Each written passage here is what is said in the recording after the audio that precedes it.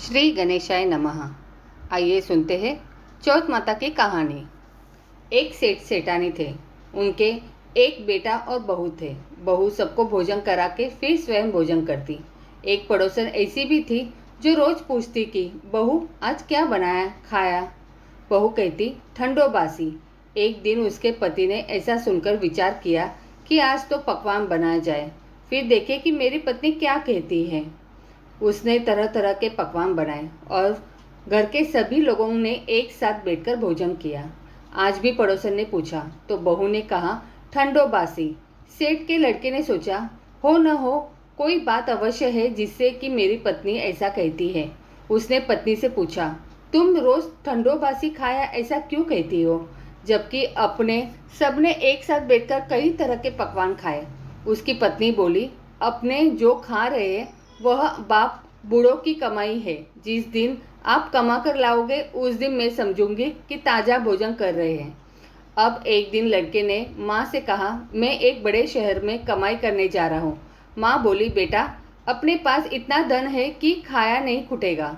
माँ के मना करने पर भी बेटे ने स्वयं कमाने का दृढ़ निश्चय कर लिया और जाते समय पत्नी से कहा मैं जब तक कमाकर बहुत सा धन लेकर न आऊँ तुम चूल्हे की आग मत बुझने देना। एक दिन चूल्हे की आग बुझ गई तो वह मन ही मन घबराने लगी, कहीं मेरे पति पर संकट तो नहीं आन पड़ा। जल्दी से पड़ोस में से आग लाकर चूल्हे में रख दूं, ऐसा विचार करके पड़ोस में गई। वहां पड़ोसन चौथ माता का व्रत पूजन कर रही थी। पड़ोसी ने कहा थोड़ी देर में आकर ले जाना। बहू ने पड़ोसन से पूछा आप यह व्रत क्यों करती है, इससे क्या फल मिलता है। पड़ोसन ने कहा चौथ माता के इस व्रत को करने से अन्न लक्ष्मी मिले और अपनी मनोकामना पूर्ण होती है। अब बहू भी चौथ माता का व्रत करने लगी। दीवार पर चौथ माता बनाई। उस दिन घी गुड़ का चूरमा बनाकर रात्रि को चंद्रमा को अर्घ्य देकर भोजन करती। ऐसा करते करते बहुत दिन हो गए। चौथ माता ने उस बहू के पति को सपना दिया कि साहूकार का बेटा तू जागे कि सोवे, तेरी पत्नी बहुत याद कर रही है। घर जाकर उसकी चिंता मिटा। तो दुकान खोलकर कंकु केशर का पगलिया बना के बैठ जाना। आज तेरा हिसाब किताब चुकता हो जाएगा। अब तो चौथ माता ने जैसा कहा था वैसा ही हुआ। उसने घर जाने की तैयारी की और गाड़ी भर के धन दौलत लेकर चल दिया।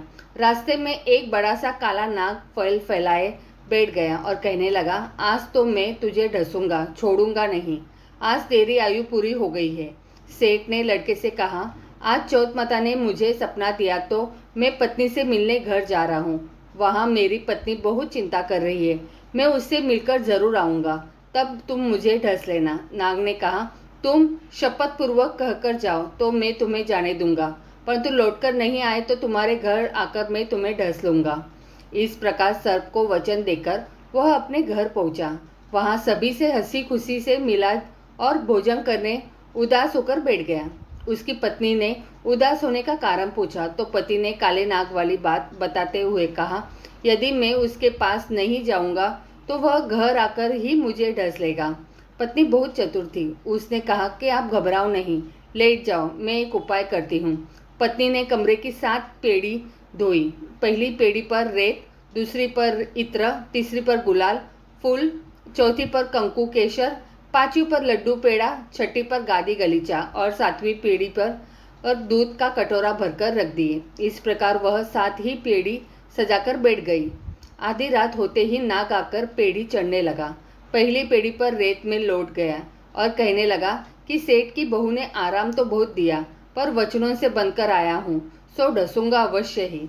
इसी प्रकार 7 पेड़ियों पर नाम आराम कहता हुआ कि ढसूंगा जरूर। कमरे में जाने ही वाला था कि चौथ माता ने विचार किया कि मैं इसे नहीं बचाऊंगी तो संसार में धर्म कर्म और व्रत पूजन को कौन मानेगा। अब तो गणेश जी, चंद्रमा जी और चौथ माता ने उसे बचाने का विचार किया। चंद्रमा जी ने उजाला किया, चौथ माता ढाल बनी और गणेश जी ने तलवार लेकर नाग को मार दिया और ढाल से ढक दिया। अब बहू भी थकी हारी सो गई। दिन उगा तो लोग बेटे से मिलने आए, परंतु बेटा बहू तो उठे ही नहीं थे। बहुत देर हो गई तो माँ उन्हें उठाने गई। माँ ने 7 पेड़ियों पर जो कुछ देखा तो बहुत घबराई और बेटा बहू को आवाज़ लगाई। बेटा बहू उठे तो देखा कि एक ढाल तलवार वहां पड़ी है। अब ढाल उठाई तो वही काला नाग मरा हुआ पड़ा है। बेटा बहू ने सोचा कि आज तो धर्म कर्म ही आड़े आए, जो भगवान गणेश जी और चौथ माता ने अपनी रक्षा की है। हे चौथ माता, आपने जैसे सेठ के बेटे बहू की रक्षा की, वैसी सबकी कीजिए। बोलो चौथ माता की जय। आगे सुनते हैं श्री गणेश चालीसा। जय गणपति सद्गुण सदन, कविवर बंदन कृपाल, विघ्न हरन मंगल करन, जय जय गिरजा लाल। जय जय जय गणपति गणराजू, मंगल भरन करन शुभ काजू। जय गजबदन सदन सुखदाता, विश्व विनायक बुद्धि विधाता। वक्रतुंड सुचि सुंडन सुहावन, तिलक त्रिपुंड भाल मन भावन। राजित मणि मुक्तन उर्माला, स्वर्ण मुकुट शीर नयन विशाला। पुस्तक पाणी कुठार त्रिशूल, मोदक भोग सुगंधित फूल। सुंदर पितांबर तन साजित, चरण पादुका मुनि मन राजित।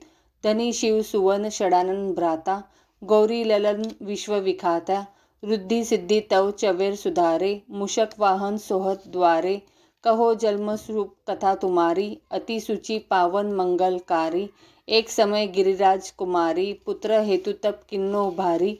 भयो यज्ञ जब पूर्ण अनुपा, तब पहुँचे तुम धरी द्विज रूपा। अतिथि जानी के गौरी सुकारी, बहु विधि सेवा करी तुम्हारी। अति प्रसन्न है तुम वर दीन्हा, मातु पुत्र हित तो जो तप किन्हा। मिलहि पुत्र तुहि बुद्धि विशाला, बिना गर्भ धारण यही काला। गणनाय गुण ज्ञान निधाना, पूजित प्रथम रूप भगवाना। अस कही अंतर्ध्यान रूप है, पलना पर बालक स्वरूप है। पनी शिशु रुदन जभी तुम ठाना, लखी मुख सुख नहीं गौरी समाना। सकल मंगल सुख मंगल गावही, नपते सुरन सुमन वर्षवाही। शंभु उमा बहुदान लुटावही, सुर मुनिजन सुत देखन आवही।